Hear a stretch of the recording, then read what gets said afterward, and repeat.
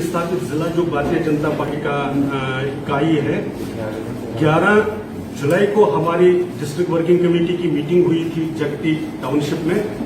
तो वहां पर जो विषय आए उन सबको लेकर आज का ये पत्रकार वार्ता है, ये प्रेस कॉन्फ्रेंस हम, ताकि समाज और सरकार दोनों के ध्यान में कुछ विषय आ जाए। वर्किंग कमेटी में जो रेजोल्यूशन भी पास हुआ उसमें सबसे पहले माननीय मोदी जी और भारत सरकार के द्वारा जो पैंडेमिक है और जो बाकी इसमें जितना भी काम हुआ है, जिसकी सारी दुनिया सराहना करती है, उसके लिए अप्रिशिएट करते हुए हमने धन्यवाद भी किया है।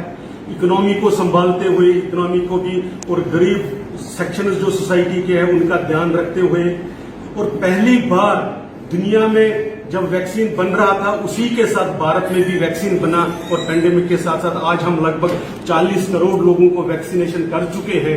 इस प्रकार का जो कार्य पहली बार भारत में हुआ उसको अप्रिशिएट किया। जम्मू कश्मीर में भी हमने देखा कि इसका यही असर रहा, और यहां पर भी बहुत अच्छे से इस पैंडेमिक के साथ जो इसका बर्ताव करना चाहिए सरकार की तरफ से वो हुआ। ये सब कहते हुए हमें खेद के साथ एक विषय सबके सामने लाना पड़ता है कि यहां पर ब्यूरोक्रेसी का एक सेक्शन है जो माननीय मोदी जी और अमित शाह जी की सारी पॉलिसियों को फेल करने पर तुला हुआ है। पता नहीं उनको इसमें क्या गर्ज है और इनको कौन किसकी पुष्टपनाही पर वो ऐसा करना चाहते हैं। विशेषकर हम 2-3 विषय इस तरफ ध्यान में लाना चाहेंगे। सबसे बड़ा जो है, अमित शाह जी ने 13 फरवरी को लोकसभा में कहा था कि 2022 में हम 6000 जो ये रिक्रूटमेंट हुई है पीएम पैकेज के तहत उनके घर और उनको ठीक से बसाएंगे। उसके लिए यहां पर एक्शन भी हुआ था। माननीय राज्यपाल, उपराज्यपाल जी ने भी घोषणा की थी कि 6000 यूनिट्स जो ट्रांजिट कैंप है वो बनेंगे, लेकिन हम देख रहे हैं आज भी उस पर कोई बहुत बड़ा आगे पेशकदमी नहीं हो रही, प्रोग्रेस नहीं हो रही है, जिसका परिणाम हम विश्व में 2 गुटों में आपस में ही भिड़ाने का काम ये ब्यूरोक्रेसी का एक सेक्शन कर रहा है, ये हम देख रहे हैं। ये बड़ा दुखद है, और इससे क्या हो रहा है कि जो समाज है, विस्थापित समाज, उनकी विश्वास जो सरकार पर था उसमें उसको धक्का लगता है। हम आग्रह करना चाहेंगे कि इस पर शीघ्र से कार्रवाई कीजिए। पैंडेमिक में हमने देखा कि जम्मू कश्मीर में डेवलपमेंटल वर्क्स में कहीं कोई कमी नहीं आई, बल्कि और तेजी से काम हुआ है, और सरकार ने स्वयं ये कितनी बार दोहराया है यहाँ के लोगों ने कि हमने इसमें और तेजी से काम किया। तो ये जो ट्रांजिट कैंप है इन्हीं में क्यों नहीं क्वार्टर बनते, ये हमारे समझ में नहीं आ रही है।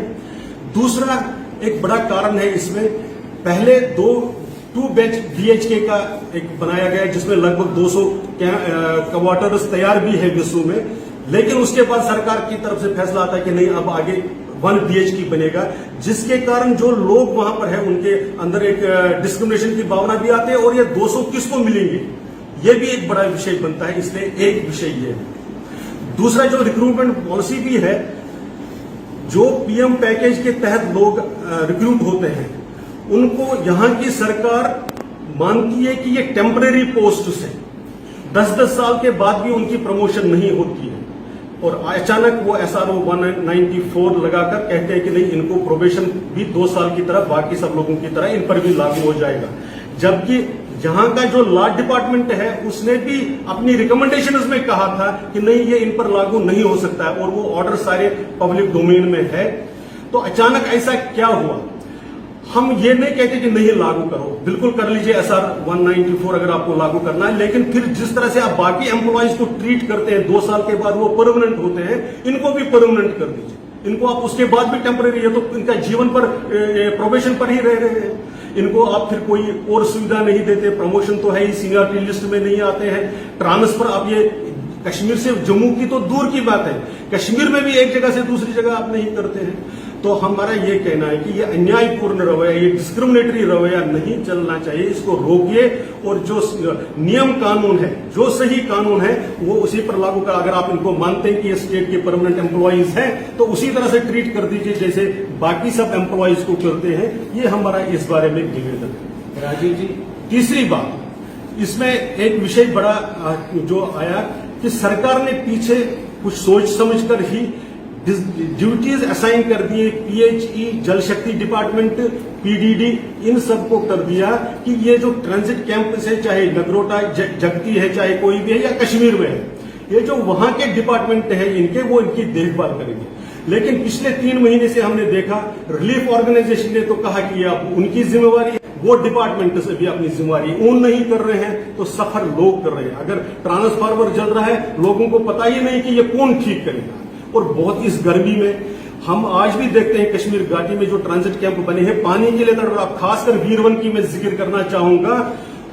3-3 किलोमीटर ऊपर पहाड़ी पर चढ़कर वो बारिश में भी पानी लाना पड़ता है उनको पीने के लिए, क्योंकि चाहे वो रिलीफ ऑर्गेनाइजेशन हो या जल शक्ति डिपार्टमेंट हो, वो उनको पानी मुहैया नहीं करता है, उसमें बहुत दिक्कत आ रही है। ये इसी प्रकार से बाकी सारी चीजें भी है। पीडीडी डिपार्टमेंट ने तो कमाल कर दिया है।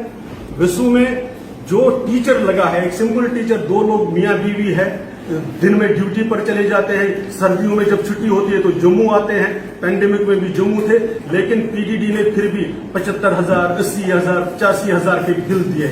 मेरे पास फोन में वो बिल है, ये भी दिखाऊंगा, जिनको भी चाहिए तो वो उसका मैं दे सकता हूँ। तो बिल किस बात का आ रहा है? क्या बाकी सब लोगों की जिम्मेवारी भी इन्हीं पर छोड़ रहे हैं? इधर तो अप्रोवेशन में भी कर रहे हैं, ये सारी ये चीजें कर रहे हैं। तो ये तीसरा विषय है। एक विषय हम बहुत दिनों से कह रहे हैं और उसकी तरफ भी सरकार का ध्यान नहीं जा रहा है, एडमिनिस्ट्रेशन का ध्यान नहीं जा रहा है। इवन दो हम रिपीट कर रहे हैं, चाहे दिल्ली की सरकार हो, यहाँ पर एलजी साहब हो, वो रिपीटेडली इनको रिमाइंड भी कर रहे हैं। वो है एसडीएच जगती। अगर आप देखेंगे वो 2019 में सब डिस्ट्रिक्ट हॉस्पिटल बना, लेकिन अभी तक वहां पर लेबर रूम चालू नहीं है, अभी तक वहां पर ऑपरेशन थिएटर नहीं चालू है। रिलीफ ऑर्गेनाइजेशन ने 2 लोगों को वहां भेजा था देखने के लिए, क्योंकि बिल्डिंग उन्होंने बनाई थी। हेल्थ डिपार्टमेंट कहता है कि अभी हमारे पास वो ऑफिशियली हैंडओवर नहीं हुई है। तो उसमें जो रिपेयरमेंट चाहिए थे, टाइलें बिछी हुई, अभी वो टूटी हुई है, वहां पर ओटी तैयार नहीं हो रहा है, वहां पर लेबर रूम तैयार नहीं हो रहा है, इसलिए वो सब डिस्ट्रिक्ट हॉस्पिटल नहीं है, वो सब डिस्ट्रिक्ट डिस्पेंसरी भी नहीं है। और इसकी वजह से लोगों को कितनी दिक्कत आ रही है। हम माननीय उपराज्यपाल साहब से और बाकी सबसे निवेदन करना चाहते हैं कि इन विषयों की तरफ वो जरूर ध्यान दें। और एडमिनिस्ट्रेशन में ये जो तबका है, आपको हैरानी होगी कि पहले सरकारों में शुरू से ही एक 5 करोड़ रुपए का मेडिकल जो लाइबिलिटीज है, जो गरीब ऐसे लोगों के लिए रिलीफ कमिश्नरी देते थे, उसको कॉर्पस फंड मानकर उसका इंटरेस्ट रिलीफ ऑर्गेनाइजेशन को आता था। 4-4 साल वो इंटरेस्ट ही नहीं दिया। तो इस सेक्शन को बहुत ऐसा एक मानते हैं कि ये गैर जरूरी सेक्शन है समाज का, और इनको कश्मीर, इसमें जो स्मेल आती है या इसमें जो विजिबली दिखता है कि विस्थापित समाज वापस ना आए। क्योंकि अगर ये 6,000 परिवार जो इनके साथ, ये सिर्फ 6,000 एम्प्लॉयमेंट नहीं है, 6,000 परिवारों को अगर आप सही से वहां पर बसा लेते हैं, इनका रिहेबिलिटेशन हो जाता ठीक से, तो इसमें क्या बाकी समाज भी टेम्प्ट होता है कि हाँ वहां पर अब हालात ठीक है।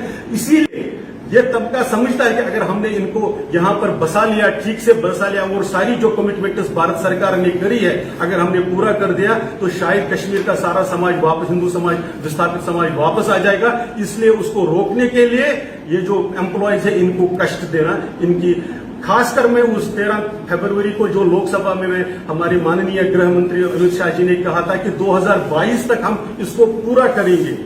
जो ग्राउंड पर स्पीड चल रही है उससे तो 2024 में भी ये पूरा नहीं होने वाला है, ऐसा हम हमारी अनुभव और वहां पर होकर आकर कह रहे हैं।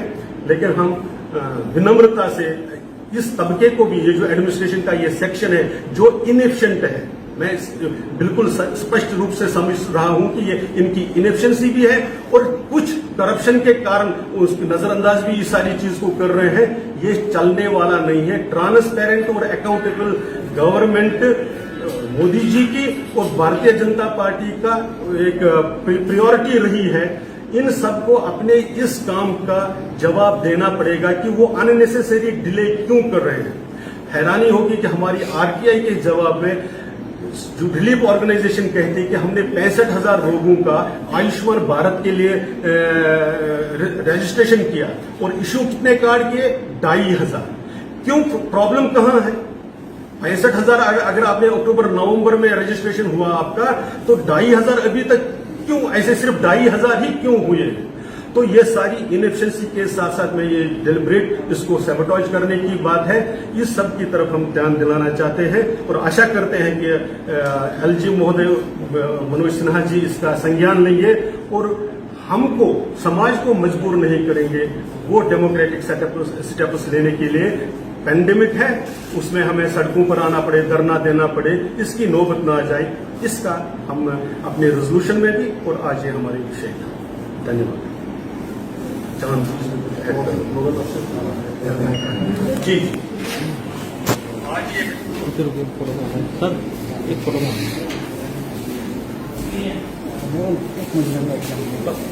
लाने के बाद 1 मिनट फोटो जी सर थोड़ा। इसमें एक चीज और भी हमने कही है कि इस सारी चीज को एक कमेटी, एक अच्छा एक नोडल अफसर और एक अच्छी समाज के लोगों के साथ जुड़ी हुई कमेटी जो इस सारे को मॉनिटर करे, तभी ये काम हो सकते हैं, नहीं तो ये डिले ही होना है।